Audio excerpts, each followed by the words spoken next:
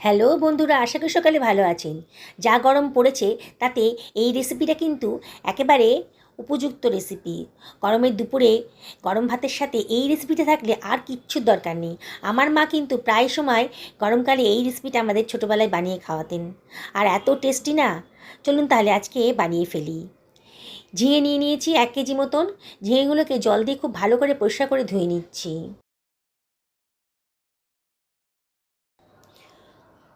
প্রতিটা ঝিঙেকে আমি খুব ভালো করে ধুয়ে নিয়েছি। এবার এগুলোর খোসা আমি ছাড়িয়ে নেব।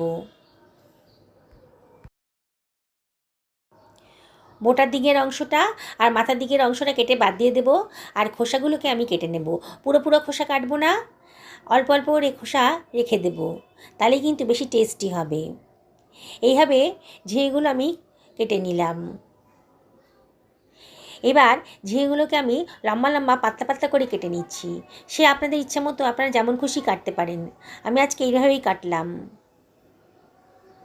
বন্ধুরা, রেসিপিটি যদি ভালো লাগে তাহলে লাইক শেয়ার কমেন্ট করতে কিন্তু ভুলবেন না।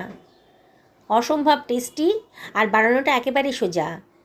এতটা টেস্টি না, একবার যদি বানিয়ে খান বারে বারে এটা বানিয়ে খেতে ইচ্ছে করবে। শরীর আর মন দুটোই একসঙ্গে ঠান্ডা হবে এই রেসিপিটা খেলে পরে।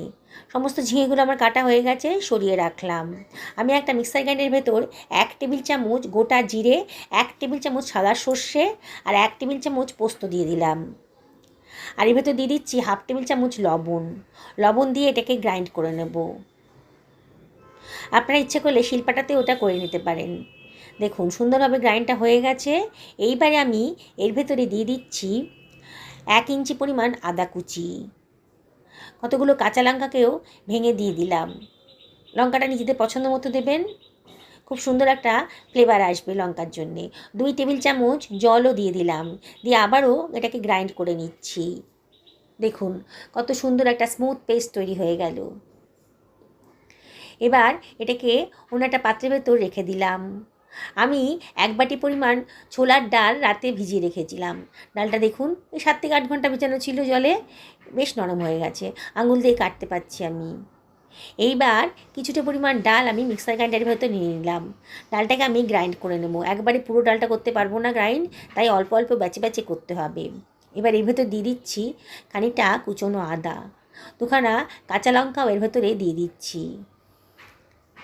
এবারে এর ভেতরে আমি দিয়ে দিচ্ছি 1/2 টেবিল চামচ লবণ, আর সামান্য একটুখানি ডাল ভেজানো জল এর ভেতর দিয়ে দিলাম। খুব সামান্য জল দিতে হবে, জল ছাড়া করতে পারলেই বেশি ভালো।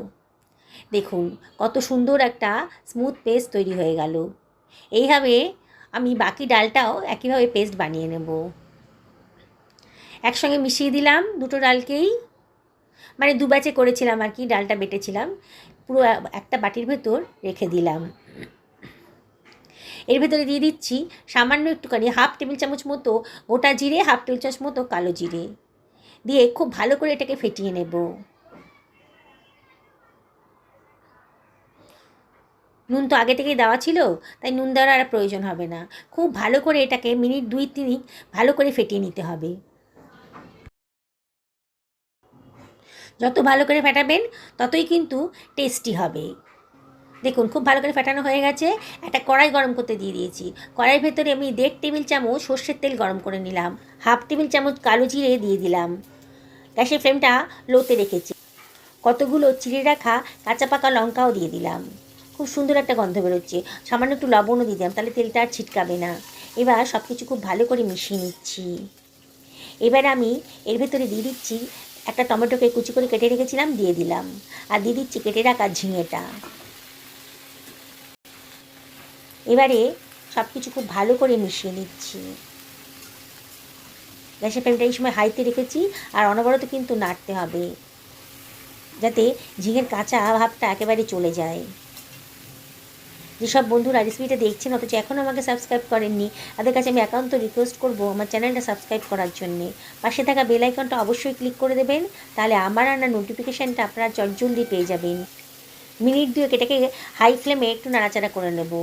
দেখুন ঝিঙের কালারটা কিন্তু আস্তে আস্তে চেঞ্জ হয়ে গেছে, বোঝাই যাচ্ছে ঝিঙেটা একটু নরম হয়ে গেছে। এবার এর ভেতর দিয়ে দিচ্ছি সর্ষে পোস্তর যে পেস্টটা বানিয়েছিলাম সেটা দিয়ে দিলাম। বাটি ধুয়ে অল্প জলও দিয়ে দিলাম, দিয়ে আবারও সব কিছু খুব ভালো করে মিশিয়ে নেব।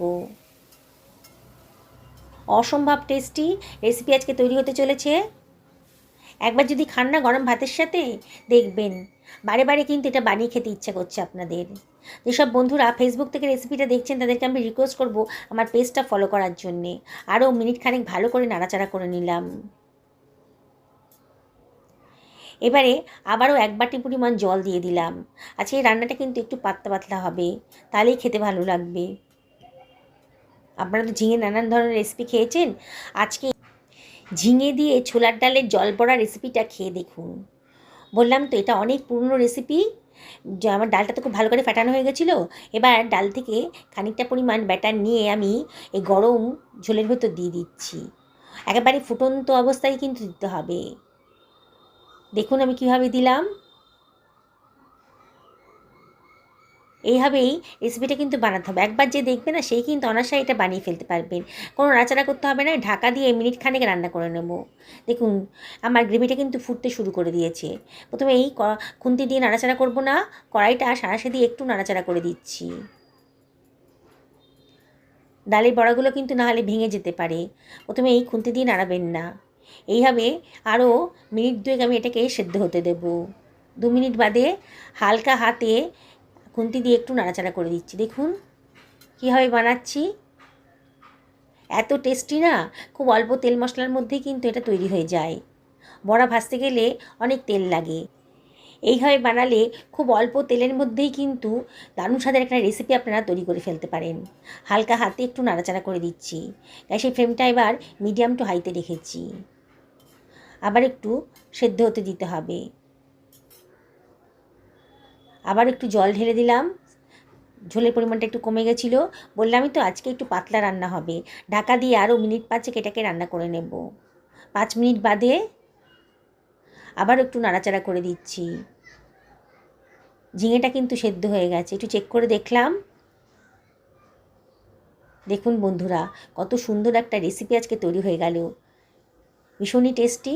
আরও টেস্ট বেড়ে যাবে যদি 1 টেবিল চামচ মতন সর্ষের তেল ওপর থেকে দিয়ে দেন। গ্যাসের ফ্লেমটা একেবারে লো করে দিয়েছি। আবার একটু নাড়াচাড়া করে দিলাম। ঢাকা দিয়ে মিনিট 2 লো ফ্লেমে রান্না করে নেব। দেখুন হয়ে গেছে। এবার কিন্তু গরম ভাতের সাথে খাওয়ার পালা। দেখুন বন্ধুরা কত সুন্দর একটা টেস্টি রেসিপি আজকে তৈরি হয়ে গেল। আমি গ্যারেন্টি দিয়ে বলছি, গরমের দুপুরে এরকম একটা রেসিপি থাকলে সবাই খুব তৃপ্তি করে খাবে গরম ভাতের সাথে। একদিন অবশ্যই বাড়িতে বানিয়ে ফেলুন, দেখবেন পরিবারের সবাই কিন্তু খুব মজা করে খাচ্ছে। দেখুন ডালের বড়াগুলো কিন্তু বেশ নরম হয়ে গেছে। সকলে ভালো থাকুন, সুস্থ থাকুন এই কামনা করে ভিডিওটা এখানে শেষ করলাম। নমস্কার নেবেন।